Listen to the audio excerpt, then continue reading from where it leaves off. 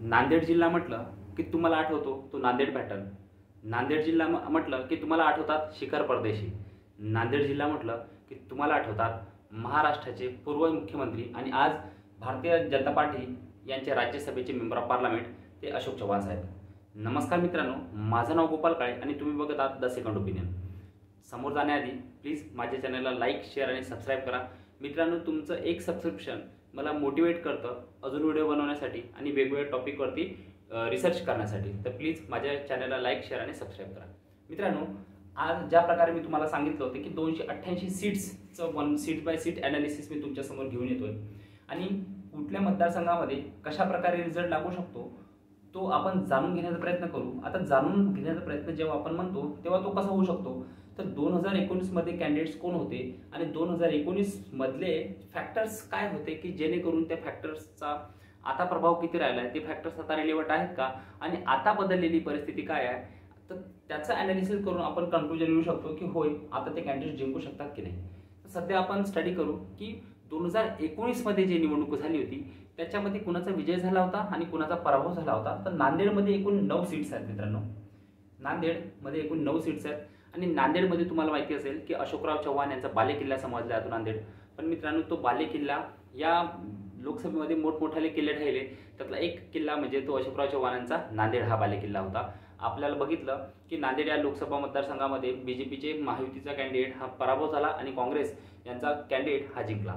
तर मित्रांनो, आपण ह्या विधानसभेवाईज आपण बघू किंवा 2019 मध्ये कुणाविरुद्ध निवडणूक झाली होती आणि जिंकण्याचे चान्सेस कुणाचे होते, जिंकलं कोण होतं आणि यावेळी जिंकण्याचे चान्सेस कुणाचे आहे. तर सगळ्यात पहिला मतदारसंघ आपल्या समोर जो येतो तो येतो किनवट. मित्रांनो, किनवट मतदारसंघ नांदेडमधला एक तालुका.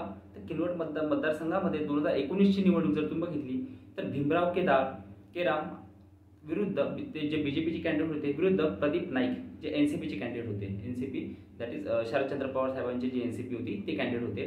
तर मित्रांनो, ते एक गोष्ट अधोरेखित करू शकतो की आता मी शिवसेना आणि एनसीपीच म्हणेल, कारण की 2019 मध्ये अशी पक्षफोटी काही झाली नव्हती. त्यामुळे शिवसेना उद्धव बाळासाहेब ठाकरेंची आणि एनसीपी शरदचंद्र पवार साहेबांची. तर भीमराव केराम वर्सेस प्रदीप नाईक यांची जी फाईट झाली तर भीमराव केदार यांना बीजेपी कडून विजय मिळाला होता. भीमराव केदार यांनी बीजेपीकडून विजय मिळवला होता आणि एनसीपीचे कॅन्डिडेट पराभूत झाले होते. तर मित्रांनो, आता जर का परिस्थिती तुम्ही बघितली तर आता खासदार सुद्धा मागच्या वेळेस नांदेड जिल्ह्यामध्ये बीजेपीचा खासदार झाला होता ज्यांनी अशोक चव्हाण यांचा पराभव केला होता. त्यामुळे मोठ्या प्रमाणावरती मराठा मतदान असो किंवा ओबीसी मतदान असो ते बीजेपीला मिळालं होतं. पण यावेळेस जे मराठा मतांचं पोलरायझेशन झालं आहे, जे मराठा मुस्लिम मतांचं पोलरायझेशन झालं आहे आणि तुम्हाला माहिती आहे की नांदेडमध्ये मोठ्या प्रमाणावरती मुस्लिम समाज सुद्धा आहे. त्यामुळे यावेळेस बीजेपीला ती सीट्स जिंकणं खूप कठीण आहे मित्रांनो. तर मागच्या वेळेस 2019 मध्ये बीजेपीने ती सीट जिंकली, पण यावेळेस आपल्याला बघावं लागेल की कशा प्रकारे हा मराठा आरक्षणाचा मुद्दा हा इश्यू हा सॉल्व्ह केला जातो आणि त्याचा फायदा बीजेपीला होतो की नाही होत. दुसरा मतदारसंघ मित्रांनो, हातगाव मतदारसंघ. हातगाव मतदारसंघ महादेवराव पाटील जे काँग्रेसचे उमेदवार होते 2019 मध्ये आणि त्याच्याविरुद्ध नागेश पाटील आष्टेकर यांच्यामध्ये लढत झाली. आता महादेवराव पाटील हे जे काँग्रेसमधले उमेदवार होते ते अशोकराव चव्हाण यांचे खूप निकटवर्ती समजले जातात आणि खूप जणांचं असं म्हणणं होतं की अशोकराव चव्हाण यांच्या पाठोपाठ महादेवराव पाटील सुद्धा बीजेपी जॉईन करून मोकळे होतील. पण मित्रांनो, त्यांनी परत स्वतःचं क्लॅरिफिकेशन केलं आणि मी काँग्रेस या विचारांशी सहमत आहे, म्हणजेच काँग्रेस विचारधाराशी मी प्रभावित आहे, त्यामुळे मी बीजेपी जॉईन करणार नाही आणि ते सध्या काँग्रेसमध्येच आहेत. तर नागेश पाटील आष्टीकर यांचा पराभव त्यांनी 2019 मध्ये केला होता. यावेळेचे समीकरण, यावेळेचे कॅन्डिडेट्स आपल्याला एकदा डिक्लेअर झाले त्यानंतर आपल्याला बघावं लागेल की महाराष्ट्रामध्ये किंवा ह्या विधानसभेमध्ये काय होऊ शकतं. तिसरा विधानसभा मित्रांनो, भोकर विधानसभा मतदारसंघ. मित्रांनो, भोकर विधानसभा मतदारसंघ हा सुद्धा हिस्टॉरिकल मतदारसंघ आहे. इथून अशोकराव चव्हाण हे कितीक वेळा आमदार झाले, अशोकराव चव्हाण हे मंत्री झाले, अशोकराव चव्हाण हे पालकमंत्री झाले, अशोकराव चव्हाण कॅबिनेट मिनिस्टर झाले, अशोकराव चव्हाण हे मुख्यमंत्री महाराष्ट्राचे झाले. तर 2019 मध्ये अशोकराव चव्हाण वर्सेस बापूसाहेब गोरेटकर बीजेपीचे कॅन्डिडेट्स हे होते. तिथून अशोकराव चव्हाण यांचा प्रचंड मताने विजय झाला होता. आता अशोकराव चव्हाण हे बीजेपी सोबत आहेत आणि अशोकराव चव्हाण हे राज्यसभेवरती आहेत. असं म्हणलं जातं की अशोकराव चव्हाण यांच्या जागी त्यांची मुलगी ही राजकारणामध्ये प्रवेश घेऊ शकते आणि त्यांची मुलगी ही राजकारणामध्ये आल्यानंतर तिला नक्कीच भोकर या विधानसभा मतदारसंघाचं तिकीट मिळेल आणि अशोकराव चव्हाण हे आपल्या जीवाचं रान करतील आणि तिला विधानसभेमध्ये निवडून आणण्यासाठी प्रयत्न करतील. तर बघावं लागेल आणि खूप इंटरेस्टेड मतदारसंघ आहे मित्रांनो, त्याचं काय होतं बघावं लागेल. त्यानंतर चौथा मतदारसंघ आपल्यासमोर येतो तो म्हणजे नांदेड दक्षिण मतदारसंघ. तिथे राजश्रीताई पाटील ह्या शिवसेनेच्या उमेदवार होत्या, तर मोहनराव हंबर्डे जे काँग्रेसचे मतदारसंघ होते तिथे बीजेपीकडून बंडखोरी झाली होती आणि बीजेपीचे जे बंडखोर उमेदवार होते त्यांनी सुद्धा मोठ्या प्रमाणावरती मत खाल्लं आणि तिथे राजश्रीताई पाटील शिवसेना यांचा पराभव झाला आणि काँग्रेसचे मोहनराव हंबर्डे हे विजयी झाले. ते सुद्धा काँग्रेसचे अशोकराव चव्हाण यांच्याशी जवळीक आहे असं समजलं जातं, परंतु त्यांनी कुठल्याही प्रकारचा पक्ष अजून जनतेसमोर मांडला नाही आहे की काँग्रेसकडे जाईल की बीजेपीकडे जाईल, अशा प्रकारचं कुठलंही आश्वासन त्यांनी जनतेला दिलं नाही आहे. पण मित्रांनो, एक गोष्ट नक्की, लोकसभामध्ये झालेल्या निवडणुकीनंतर कोणताही पक्ष असो किंवा कोणत्याही पक्षाचे आमदार असो ते बीजेपीकडे किंवा शिवसेनेकडे जायला सध्या घाबरतात. त्याचं कारण असं की मराठा समाजाचा रोष त्यांना ओढून आपल्यावर घ्यायचा नाही आहे. ज्या ठिकाणी मराठा समाज, मुस्लिम समाज आणि SC ST समाज एक असेल त्या ठिकाणी it will be very difficult for any candidate to win, है ना. तर हे आपल्याला माहिती आहे. त्यामुळं हंबर्डे पाटील हे सध्या काँग्रेसमध्येच आहे आणि मला असं वाटतं ते काँग्रेसमध्येच राहतील. त्यानंतर पाचवा मतदारसंघ आपल्यासमोर येतो तो म्हणजे नांदेड उत्तर मतदारसंघ. तिथे DP सावंत हे काँग्रेसचे उमेदवार होते, तर बालाजीराव कल्याणकर हे शिवसेनेचे कॅन्डिडेट होते. आता हा नौखा कॅन्डिडेट बालाजीराव कल्याणकर हा DP सावंत यांच्या विरुद्ध होता, म्हणजे एकेकाळी कॅबिनेट मिनिस्टर राहिलेल्या व्यक्तीच्या विरोधात नौखा उमेदवार बालाजीराव कल्याणकर हा शिवसेनेने दिला, म्हणजे बाळासाहेब ठाकरे यांनी दिला. आणि मित्रांनो, जनतेने नौख्या उमेदवाराला चान्स दिला की नौखा उमेदवार सुद्धा विकास करू शकतो, याच्यावरती आशा दाखवली आणि बालाजीराव कल्याणकर यांना शिवसेनेने जनतेने निवडून दिलं, म्हणजे बाळासाहेब ठाकरे निवडून दिलं. आता आपल्याला बघावं लागेल की जेव्हा विधानसभा जागेचं वाटप होईल तेव्हा ह्या सीट्स कुणाकडे जातात. बाळासाहेब ठाकरे स्वतःकडे ठेवतात की काँग्रेस पार्टी त्याच्यावरती दावा करते. त्यानंतर सहावा मतदारसंघ मित्रांनो, लोहा कंधार मतदारसंघ. प्रतापराव चिखलीकर यांचा बालेकिल्ला लोहा कंधार समजला जातो. 2019 मध्ये खूप इंटरेस्टेड एक गोष्ट झाली मित्रांनो. तुम्हाला माहिती असेल की शिवसेना आणि BJP यांचे एकमेकाविरोधात खूप मोठ्या प्रमाणावरती बंडखोर उभे होते. तर प्रतापराव चिखलीकर यांचा बालेकिल्ला त्यांच्या बहिणीचा नवरा म्हणजे श्यामसुंदर शिंदे हे शेकापा शेतकरी कामगार पक्ष यांच्याकडून उभे होते, तर मुक्तेश्वर धोंगडे हे शिवसेनेकडून उभे होते.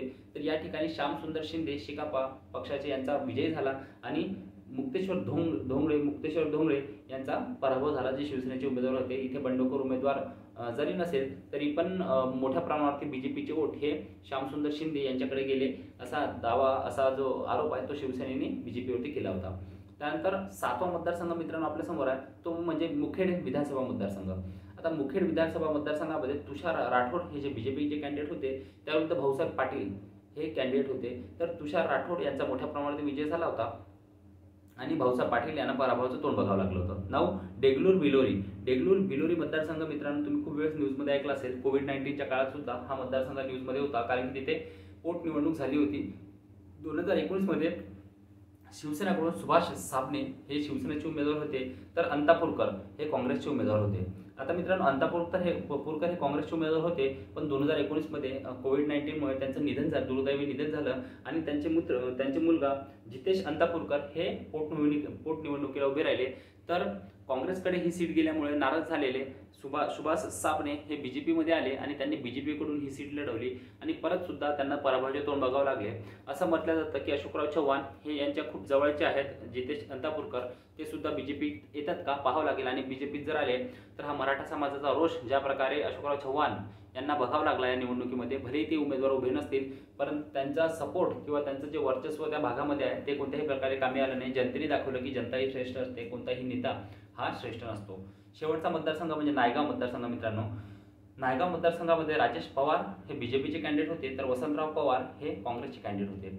जे वसंतराव पवार आता 2019 मध्ये पराभव झाला त्यांनाच नाव खासदारकीचे तिकीट काँग्रेसने या 2024च्या लोकसभेमध्ये दिलं आणि वसंतराव पवार यांचा लोकसभेमध्ये विजय झाला. आता मित्रांनो, इथे वर्चस्वाची जी लढाई असते किंवा कोणाचा बालेकिल्ला असतो, अशोकराव चव्हाण यांचा बालेकिल्ला नांदेड लोकसभा समजला जातो. 2019 मध्ये तुम्हाला माहिती असेल की अशोकराव चव्हाण यांचा पराभव लोकसभेला झाला होता. आता लोकसभेला पराभव का झाला? मोठ्या प्रमाणावरती SC STचे मत आणि मुस्लिमचे मत हे MIM आणि वंचित बहुजन आघाडी यांची युती झाली होती, त्यामुळे तिकडे गेले आणि त्यामुळे अशोकराव चव्हाण यांना पराभवाचं तोंड बघावं लागलं. ते निसटत्या मार्जिननं का होईना पण पराभवाचं तोंड बघावं लागलं. पण यावेळेस जसं पवारांनी लोकसभेमध्ये विजय मिळवला काँग्रेसच्या कॅन्डिडेटनी. त्यांनी स्वतःचं वर्चस्व तिथे स्थापन केलं आणि दाखवून दिलं की या जिल्ह्यामध्ये एक किंवा दोन नेतेसुद्धा सुपरियर असू शकतात. अशोकराव चव्हाणांच्या विरोधात जर कोणाला उभं राहायचं असेल तर मी त्यांच्या विरोधात उभा राहू शकतो. तर मित्रांनो, नांदेड हे जे 9 मतदारसंघ आहेत त्याच्याबद्दल मी तुम्हाला 2019मध्ये काय झालं हे तुम्हाला सांगितलं. 2024मध्ये काय होईल हे आपल्याला बघावं लागेल. आता 2024मध्ये असे कोणते फॅक्टर्स आहेत जे या निवडणुकीवरती प्रभाव टाकतात. पहिला फॅक्टर मनोज जरांगे पाटील. हो, शरदचंद्र पवार साहेब यांच्या नेतृत्वामध्ये त्यांचे हस्तक म्हणून मनोज जरांगे पाटील यांनी ज्या प्रकारे मराठा आरक्षणाची लगाम हातात घेतली आणि मराठा समाजाला मोठ्या प्रमाणावरती महाविकास आघाडीच्या मागे उभं करण्याचं काम हे मनोज जरांगे पाटील साहेब करतायत. आता ते म्हणतात की 29 तारखेला डाव टाकतो, आय दाखवतो, हे दाखवतो. ते कुठल्याही प्रकारचा डाव टाकतील नाही आणि शरदचंद्र पवार साहेबाला सपोर्ट करून मोकळे होतील. तर मित्रांनो, मराठा फॅक्टर, त्याबरोबर मुस्लिम फॅक्टर आणि SC ST फॅक्टर हा खूप मोठ्या प्रमाणावरती या इलेक्शनमध्ये सुद्धा प्रभावी ठरेल. तुम्हाला जर वाटत असेल की OBC समाज एक होईल तर मी आज लिहून देतो, OBC समाज हा 50% पण 70% पण एक होणार नाही. त्याचं कारण असं की 400पेक्षा अधिक जाती OBC समाजामध्ये येतात आणि OBC समाजामध्ये 400पेक्षा जाती येल्यामुळे प्रत्येक जातीचे एकमेकांशी असलेलं वैर किंवा अंतर्गत विरोध, हा विरोध कारणीभूत ठरेल जो कोणी कॅन्डिडेट असेल महाविकास आघाडीचा त्याला निवडून देण्यासाठी. म्हणजे महाविकास आघाडीच्या मागे जे एक गठ्ठा वोट आहेत मराठा, मुस्लिम आणि SC ST, हे जे एक गठ्ठा वोट महाविकास आघाडीच्या मागे आज सध्या उभे आहे असं समजलं जातं. त्यांच्या मागे जर 1 किंवा 2 कास्ट प्रत्येक भागातल्या त्यांना त्या कास्टचं वोट जर मिळालं तर या भागामध्ये महायुतीचा कॅन्डिडेट जिंकून येणं हे नियर टू इम्पॉसिबल आहे मित्रांनो. त्यामुळे महाविकास आघाडी ह्या 9 पैकी कमीत कमी 5 जागी हा जिंकू शकते, हे तुम्हाला मी आज सांगून ठेवतोय. तर नक्कीच विधानसभेच्या निवडणूक किंवा जागा जेव्हा घोषित होतील तेव्हा आपण परत एकदा याच्यावरती विश्लेषण करू. पण माझा व्हिडिओ तुम्हाला कसा वाटला हे प्लीज कमेंट बॉक्समध्ये सांगा आणि प्लीज माझ्या व्हिडिओला लाईक, शेअर आणि सबस्क्राईब करा. थँक्यू.